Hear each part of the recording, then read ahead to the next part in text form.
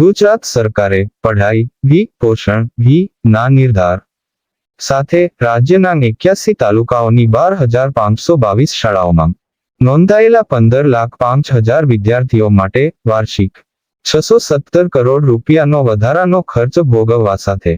મુખ્યમંત્રી પૌષ્ટિક અલ્પાહાર યોજનાની જાહેરાત કરવામાં આવી છે। મુખ્યમંત્રી પૌષ્ટિક અલ્પાહાર યોજના અંતર્ગત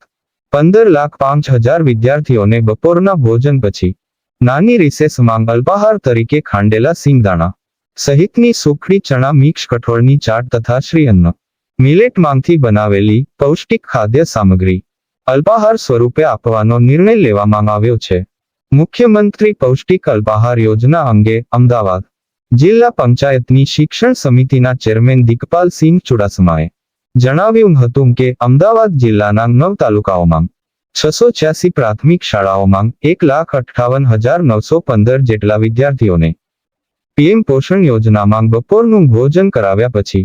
નાની રિસેસમાં મુખ્યમંત્રી પૌષ્ટિક અલ્પાહાર યોજના અંતર્ગત ખાંડેલા સિંગદાણા સહિતની સુખડી ચણા મિક્સ કઠોળ ચાટ તથા શ્રી અન્ન મિલેટમાંથી બનાવેલી ખાદ્ય સામગ્રી અલ્પાહાર સ્વરૂપે આપવાની સરકાર તરફથી જાહેરાત કરવામાં આવી છે। ચેરમેન દિકપાલસિંહ ચુડાસમાએ વધુમાં જણાવ્યું હતું કે પીએમ પોષણ યોજનાના સંચાલકને હવે 4,500 રૂપિયાનું માસિક વેતન અપાશે। ઉપરાંત સરકાર 26 કે તેથી વધુ વિદ્યાર્થીઓ ધરાવતી શાળાઓના કુકમ હેલ્પરને માસિક 3,750 રૂપિયા તથા નાની શાળાઓ માટે વધારાના સ્ટાફ હેલ્પરને